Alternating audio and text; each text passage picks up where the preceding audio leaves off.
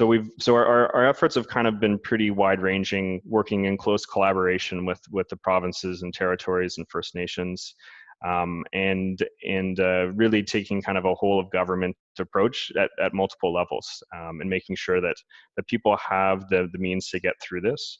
And so that when we get to the other side, we're in the best situation possible to kind of get back up and running. All right. So thanks for that. Thanks for keeping it very high level. I was wondering if you could speak to a little bit about where we're heading now. High level at where we're heading. Yeah, high level where we're heading. So really the efforts to date have been focused on immediate relief. Right now it's where all of the major, at least the major federal programs are more or less in place. There are a few outstanding issues and tweaks that need to be made through some of the big programs, but really the focus now is looking at how do we recover? How do we stimulate the economy? How do we get to the other side of this? And all the provinces now with their own reopening plans are getting in place. And so that really provides the information that we need. And there's a huge amount of discussions that Cabinet's having. They have a mandate to reach out to experts in business, in academia, and otherwise to get input on what would be the best way of kickstarting the economy. And so that's why it's really great that we're having this meeting. I think oftentimes, well, you mentioned some of the stats, and I think that really points to the importance of having the voice of people under 40 represented here. But at a national scale, there isn't really, to my knowledge, an organization that advocates for this demographic. And well, you mentioned Generation Squeeze, which does some fantastic work, but I think it's a really important voice to add to it.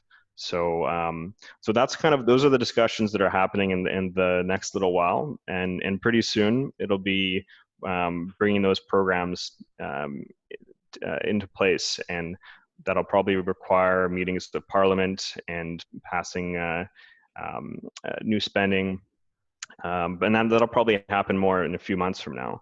But right now, this is a really important time to be gathering those different kind of opinions and suggestions about what the best way forward would be. Perfect. And I can't stress it enough. I want to hear from everybody in the chat what you think the federal government should be doing. So Kim, you just threw something up there. That's beautiful. So keep that kind of stuff going, and we'll get that to the federal government. So I think this is the perfect time for this conversation, like you mentioned. Now, Patrick, one thing you mentioned was stimulus. I was wondering if you could go in a little bit more about what you see as a stimulus measure, and just so we're all on the same page. Different things, and you could make the argument that already for the last few months we've been focused on stimulus with some of the measures that's been done to put more liquidity into the market. To provide the ability for banks to lend more, lowering interest rates, those are all stimulus measures, and those are things that could continue as well. It might be tax rebates, things of that nature. Or it may be something much more tangible, like government funding for infrastructure spending. And that's really been the typical focus for stimulus. And there certainly will be a focus on that. But given the statistics that you pointed to and the people that are disproportionately impacted, stimulus might be very different. But the overall approach really is to boost employment, get more money moving in our markets, get more people spending, and get people back on their feet. And the type of measures we're looking at are things that are going to be able to do that as quickly and effectively as possible. Yeah, so I feel like the infrastructure funding is the great example from previous recessions where the federal government stepped up and provided a lot of infrastructure funding. There's kind of two aspects to that. There was the short-term, people get jobs to build this infrastructure. And then the long-term, we have this infrastructure now. Do you kind of see that need for short-term and long-term in a stimulus measure, or does it really vary depending on the project? I think it shouldn't just be a focus on what is shovel ready projects. It should also be shovel worthy projects. And the money that's going to go towards stimulus is, at least from our point of view, it's likely going to push push kind of to the front a lot of our plans for infrastructure spending. So it's important that the way that it's being spent is going to advance us and kind of create positive legacies, and not just get people back to work right away. So I think there's definitely a good balance to find there. I know from speaking with the elected officials on the coast, there's a lot of very shovel worthy and shovel ready projects on the Sunshine Coast that would fit the bill. So I think I think you really need to take the short-term and long-term view. But the other areas of spending that are being considered now is on social infrastructure as well. You consider that the people that are disproportionately out of work, and the ways of getting people back to work, one of the major challenges is going to be childcare. It's typically a provincial responsibility, but I know there's a lot of discussions happening right now on scaling up the federal contribution to provincially delivered childcare services. So you mentioned the balance of stimulus money. I think going back to the typical example of infrastructure, we think of big projects, build a bridge, build the SkyTrain, build whatever. That's urban stimulus. I really wonder how much that stimulates our rural economy. So what would you say the difference between an urban stimulus measure and a rural stimulus measure is? And is there a difference in principle between the two? Yeah, well, if we're thinking about physical infrastructure, it could be the same thing. But it may be very different. One of the areas that we've been looking at, and it's really been highlighted during the pandemic, is the challenges if you don't have access to high-speed internet. So actually, a few years ago, we created the Universal Broadband Fund, which has been really made some incredible strides on getting people access to high quality, fast internet. But there's a huge amount of work to do, and in our platform, we've committed to having the entire country connected to this type of broadband connection by 2030. So a lot of those efforts are really going to be sped up with this, because you can see really the importance of people getting access to information quickly, and also how much work can be done from home, and the type of opportunities that could open up. So I think that's a type of infrastructure spending that will particularly benefit rural areas. But also when you're talking about things like green infrastructure, like with water infrastructure, even if it's building roads, these are things that are needed in rural or urban areas. So I think there's some differences, but in many ways it could be the same. So boiling that down, I want to talk about the Sunshine Coast. I think there's a lot of opportunity here on the Sunshine Coast. So I was wondering if you could speak to some growth industries that you see on the Sunshine Coast, and where potentially a good place to target those investments would be. Yeah, well, I think the Sunshine Coast has incredible assets to take advantage of, and when you're looking at what some of the biggest growth industries are, it's important to look what were the growth industries last year, but also how the pandemic's changed it. And I think that there's going to be a huge push for people to move out of urban areas, or there'll be more acceptance from some of the big companies of letting people work remotely. And so I think that's going to create a lot of opportunities, because who wouldn't want to live on the Sunshine Coast rather than have to commute to their office, be able to work from home. So I think in the tech sector, there's a huge potential there. There's going to be a big focus on the agricultural sector and making sure that we have local food production. I was looking at a statistic recently that was showing how much land the Sunshine Coast has in ALR that's not being used. I think there's a huge potential there to scale up local food production. So I see that as a big opportunity.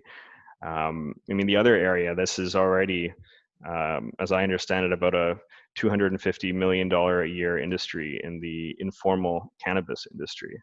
I think there's been a big focus on kind of large scale producers of cannabis, but I think there's also an opportunity for craft growers with some regulatory changes. So I think those are some of the big areas that I see in the future. But you could kind of name the sector, and I think the coast could be very well positioned. Absolutely. It's an amazing place to live. I think for the remote working, a lot of people have really great internet. And despite the ferry, we are quite close to Vancouver. So you can really name that industry, and I think we can take advantage of that. I'm just going to give another shout out to the chat. If you do have other ideas for growth industries that you'd like to see some investment in, to really help us transition into the new economy, put it in the chat. We'll send it on to Patrick. We may not be able to discuss it today, but like I said, we're going to be recording this and sending it on all afterwards. But we will get to some questions in the chat shortly. I have one last question from our pre-prepared questions, then we're going to go into some of the other questions from actual people. Or not actual people, we're all people. So recovery implies moving back to where we were before. How can we use the pandemic as an opportunity to move forward? Yeah, I think that's a great question, and for many people and for society, it can be a bit of a pause, and so it gives an opportunity to kind of rethink, where we're going, how we're doing things. But I think it's also highlighted, and it's developed a new appreciation in a lot of different areas. I think particularly there's a newfound appreciation for people that are frontline essential workers, especially in healthcare. And I think there's going forward, there's going to be a larger appreciation for that type of work, and potentially more support. Right now, we've brought in a measure to provide a top up in pay for those types of workers, and I think there's going to be a wider societal realization of the importance of people that work in those sectors. I think when we're thinking about where stimulus money is going to go, when we're thinking about building back better, it's also how can we make ourselves more resilient to climate change? How can we mitigate the worst effects of climate change? And that's going to involve a huge focus of having a climate lens on the type of investments that we're doing. And there's this great series that Corporate Knights is putting on every week, where they have a different cabinet minister that's participating, and they've been able to develop studies about how we can make all of our industries more sustainable. And I think those are the types of that type of input is certainly being taken into account, and I know that that cabinet is very supportive of that type of approach. So I think those areas, definitely looking at the way that we treat our most vulnerable has been highlighted as well. So I think that's another area that I can foresee when we're looking at making investments, that there's going to be big focus on making sure we can improve the way we do that, particularly in our long-term care homes. Yeah, I think that's a great point, and that if the federal government's putting a lot of money into our economy, let's try and make that economy that will be sustainable for the future. And particular ones that I'm just going to throw out there is the oil sands are struggling. It could make a lot of sense to provide bailout to them. Or we can look at trying to retrain some of those people to shift into new economies. So that kind of thinking, I think, is what really needs to come from this pandemic is, if we invest, let's do it for the long-term future of Canada. Yeah, well, and when thinking of the oil sands, the type of skills and expertise that people have that work in that sector are highly transferable for some of the clean tech areas you're mentioning there. Whether that's the extraction of hydrogen. There's a huge potential in Alberta for that. I know even the Minister of Natural Resources of Alberta is quite supportive of using old wells for geothermal energy production. And there's tremendous potential and expertise and ways of using that expertise in other industries. And it just takes the forethought and the commitment to diversification. And I think that's there now. And when we're talking about bailouts, we put together the criteria for how we would deliver access to credit for large companies using a number of criteria like limiting excessive executive compensation, ensuring you're maintaining jobs, limiting the amount of share buybacks, but also ensuring that you're able to show how you can contribute to our plan to mitigate emissions. So that's really key, because these industries are going to have to be part of the solution, and there's a lot of potential for the transition. Absolutely. So this brings us to the second half of our conversation, which is a little more interactive. So this is previously those were questions all prepared by VoiceLab members. Moving forward, we're going to do a combination of questions from the chat and questions that were pre-submitted by people to VoiceLab. So in this next section, the big question that we want to ask is, how can the government support economic recovery for young adults, particularly women and other parties typically left behind by stimulus measures? And for those who like it, it's in the chat. So let's hear your ideas. And I think I want to do a quick recognition that Patrick and I are both men. When we are talking about how to best help women, we may not have the best perspective. So to all the women who are watching us right now, call us out if we're off track. And we also want to hear your suggestions. So put it in that chat. And as I mentioned, anything in the chat, we're going to put it together and send it to Patrick after this meeting. So please keep that chat moving. Now, I noticed a question from Mike earlier, which is quite similar to this question here. So they come together in supporting how are we going to provide support to tourism. So the question that I got from somebody is, I work in tourism. I don't expect to have a job anytime in the next year. What can I do in the meantime? And what support may be available once CERB runs out? Yeah, well, the CERB is available for 16 weeks. That's currently constructed. A couple of weeks ago, we announced the measure that we're going to increase the amount of time that the wage subsidy is going to be available.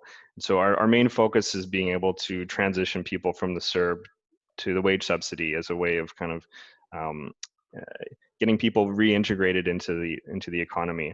And I think tourism is the perfect example of that, because for so many tourism operators, as soon as the pandemic hit, their business was more or less gone, and a lot of them didn't even have the opportunity to, if they rehired someone, they might not have had immediate work to do. So for the tourism industry, it's so important that they can be collecting the wage subsidy further down the road when they'll have some but not as much business. And currently, it's extended until the end of August. There's a big push to have that extended further for the tourism industry, which is going to kind of have to focus on more local, regional, national before international tourism. So there's a big focus there. Destination BC and Destination Canada is doing a lot of work on that specifically. And so we're hoping we're going to have kind of a gradual restart and be able to support that industry through it, because there's almost 2 million people that work in that industry across the country. So it's one of, if not our largest employers, and critically important on the Sunshine Coast and actually throughout the riding. So it's a key focus for me. And there's very active discussions on making sure that people that work in that sector can benefit from the existing benefits. And it may be that there'll need to be additional supports for that sector going forward. But as it's currently set up right now, you can access the CERB for 16 weeks.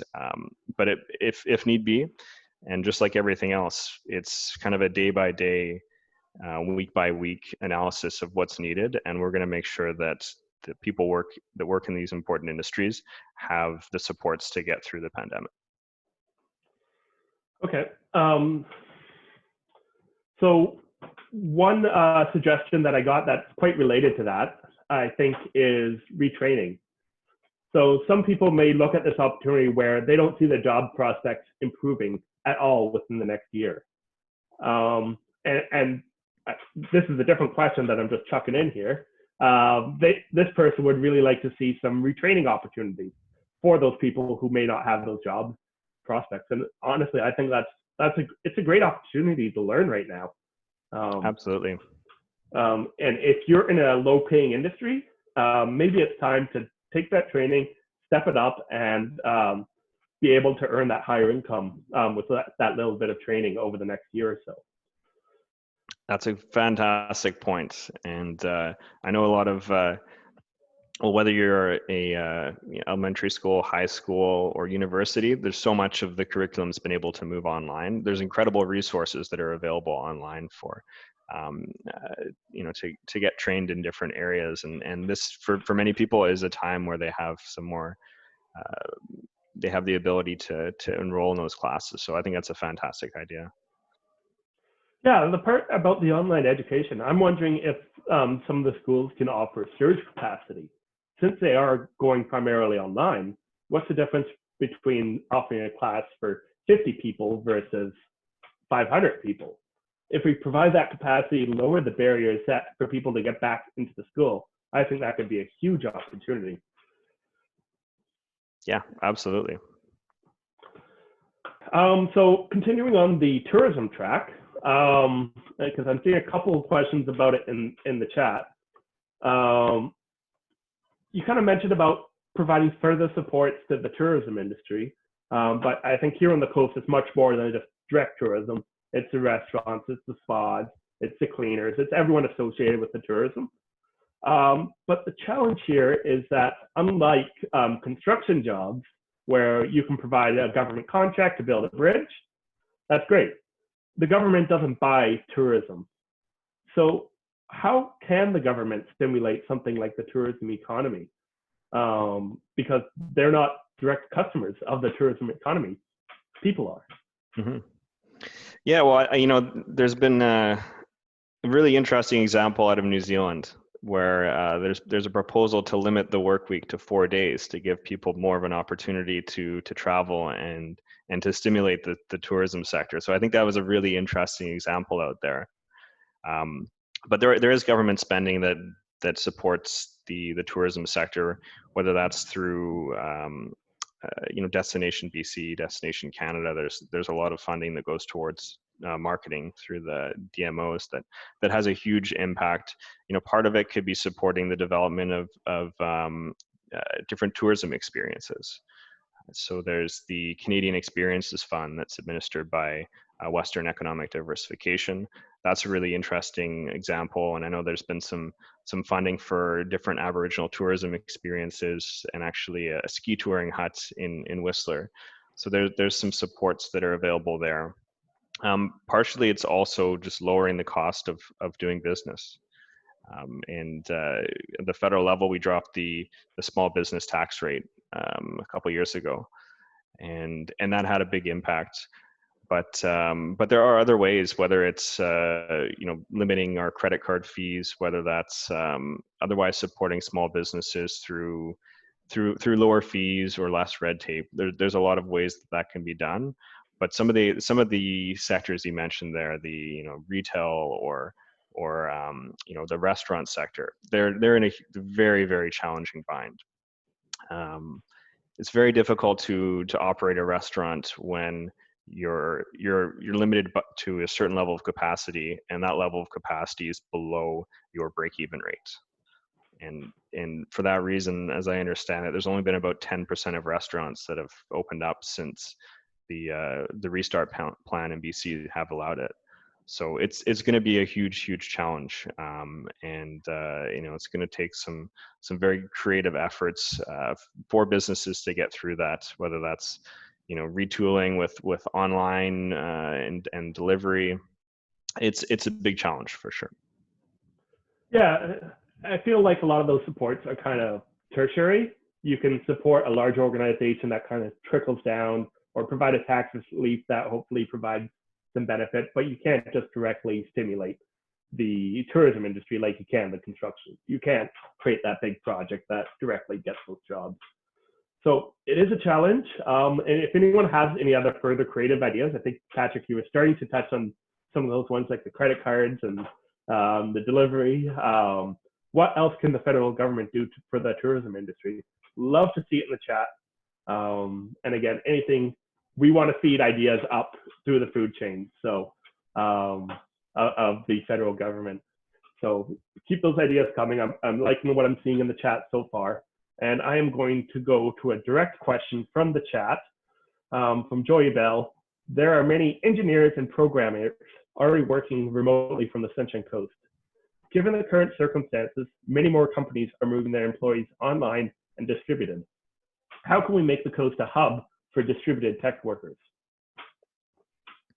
Well, I think the coast has already made some important strides in this area by setting up the co-working spaces with Fuse. I think that's a really great opportunity. I know they I can see the thumbs up from Colin, and I think it's important because it's great to be able to work from home, but a lot of people like to have the opportunity to have kind of informal networking. So creating hubs like that, I think, is really important. So I think I know that's something that it's going to make a very big difference, especially when you're going further up the coast where you might not have as good of an internet connection. So providing that type of a center is really really key. So I think there's that.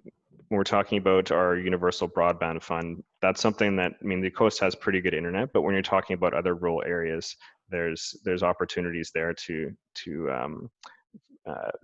connect people. And I think there's going to be a realization from business, but there might also be a realization from government. Government's also pretty centralized. This is very much a new kind of a new opportunity for government to have people working from home, where that's almost in the past it's been very rare. So it is very interesting from the federal level when you have such a concentration of people working in Ottawa that are working solely on issues in BC. So for me, that seems a little bit crazy, but this might be a bit of a game changer in the public sector as well. So I think that's at the larger scale, and I think a lot of the general supports for lowering the cost of business will be relevant, of course, for businesses working in the tech sector as well. And there's going to be a major opportunity here, I believe, for people to move out of the city and live in quieter areas where maybe you have a bit of a higher quality of life. And I think the tech sector is going to be leading that push, but it'll be other companies as well. Absolutely. Maybe I'll just throw in, I think a key part of our working from home economy currently is the connectedness with Vancouver.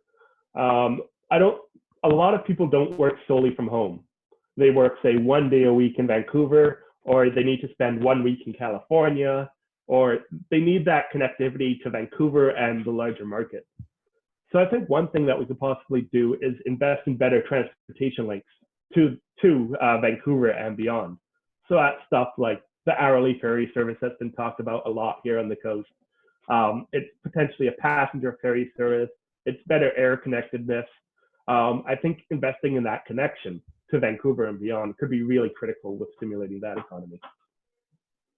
Yeah, absolutely. Those are some very good ideas, and one of the areas that I do wonder is what some of the future is going to be for different modes of transportation, at least in the short to medium term. What that's going to mean for people taking public transit. What that's going to mean for people on ferries or cruises or otherwise. So it'll be a tricky situation to navigate, and hopefully that's not going to be kind of a lasting negative impact on those forms of travel.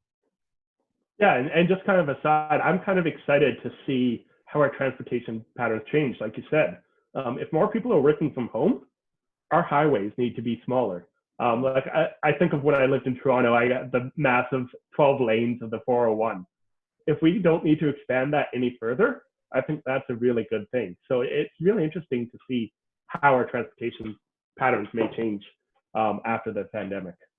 Well, yeah, I mean, the other thing I was going to mention there is, there might be less people traveling all at the same time. When you don't have everybody having to be at the office potentially at the same time, you could distribute that a little bit more, have less congestion. Yeah, it'll be really interesting to see what type of impact, if any, longer term this will have. Absolutely. And I'm just going to put another shout out to the chat. If you have ideas of how it's going to change, put it in the chat and we'll get it back to Patrick. We are now at 8:01. Patrick, I think our free Zoom license will let us go for a little bit longer. Would you be willing to stick around for another 10 minutes? Yeah, absolutely. And I saw a little notification that it was there was an investment into the full version, so I think we're going to be good for a little while longer. Excellent. Okay, so we'll probably aim for the next 10 minutes. So sorry for keeping everyone a little bit longer, but we did have those tech difficulties at the beginning. We tried some fancy Facebook Live technology with a third-party app. That didn't work, so we're back to good old Zoom. So I have here a question about housing.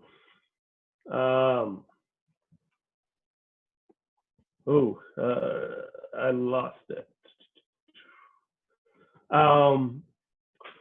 So how can we invest in dedicated and affordable rental housing stock?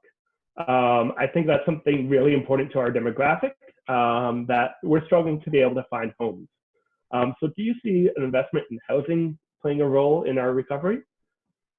Yeah, absolutely. I think both in the construction of housing and also repair and retrofitting of housing as well. And I think there's some existing programs in place. The federal level, we have the National Housing Strategy, which is a 10-year, $40 billion plan, which is a historic investment, but it really is nowhere near what we need to create the type of affordable housing stock that especially our generation needs. There is a specific fund in there called the Rental Construction Finance Initiative that's actually funded a project in Whistler, and there are some interesting models, and it really does require having a lot of different parties come to the table, like developers, sometimes multiple levels of government, to make it happen, and also nonprofits. So there's an example there, but when we're talking about the type of investments and stimulus that are going to have long-term impacts, that there's probably few areas that you could figure would have a bigger impact than development of more affordable housing stock. So yeah, like you said, for many of us, the idea of home ownership is out of reach, but the development of rental housing could be really, really key. And I do want to just give a quick shout out to the new 6-story housing project that's being proposed in Sechelt. I think it's a really, really interesting proposal, and we'll need more just like that. Yeah, I think in Canada, there's kind of the expectation that rental housing is owned privately. That's not the case in other places in the world. In England, it's known as council housing. That's housing that's owned by the government. In Singapore, almost every single house is owned by the government. And that's just normal to rent from the government. But that's not the way that we do it here in Canada. Very little is owned by the government. We put our trust in private landowners to provide our rental housing stock. So I'm wondering if that could be maybe one of the bigger shifts as we move forward. Could be interesting. It's a very, very interesting proposal, but it would be, as you said, a huge, huge shift, but definitely something worth exploring and seeing what's worked in other areas. Mm-hmm. So you kind of mentioned that housing may be one of the biggest game changer investments. I think I've seen a couple comments around childcare. So particularly, I have a comment here that somebody's parents usually take care of their children when they're not at school, but this person doesn't want to risk their health.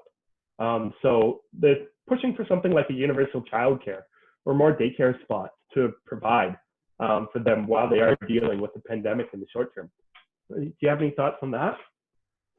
Yeah, well, I mentioned that earlier that could very well be a focus. I know that there, childcare services are delivered provincially, and it's never simple to, at least from the federal government's perspective, to get more involved in areas in provincial jurisdiction.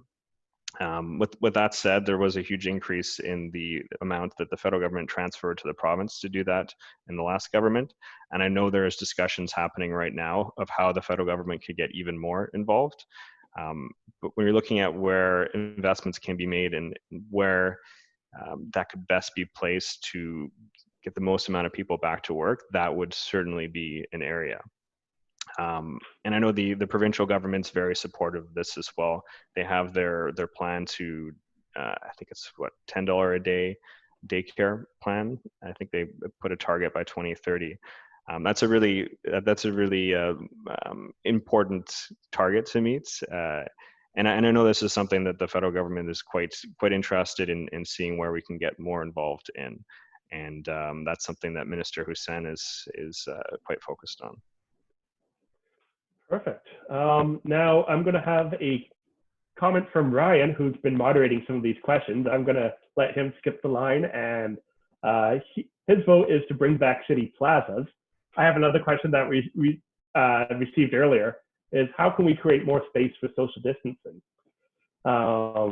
And does the federal government provide funding to do stuff where we can make more space for people to ride their bikes, gather together? And maybe stuff like city plazas for Ryan. Yeah, well, I think those are, I think those are great ideas. And right now we have this existing bilateral agreement with the provinces about how infrastructure money can be spent. We do have a specific stream called community cultures and recreation, where it could fund things of that nature. In addition to this, there is a proposal to have a new stream that'll be responsive to the pandemic, where it will create the opportunities for different pieces of infrastructure to allow for more social distancing. And this is something that's at the proposal stage. I understand is quite close to being approved, but that would create a separate stream where nonprofits, businesses, or governments could apply for infrastructure funding to do just that. So I think it is something that the idea of plazas is something that what makes going and traveling in Europe great. And it's our cities are really designed around cars, and I think that really is to our detriment, because when you have a plaza, it creates a center for an area for people to congregate, and it's certainly something that we miss in our society.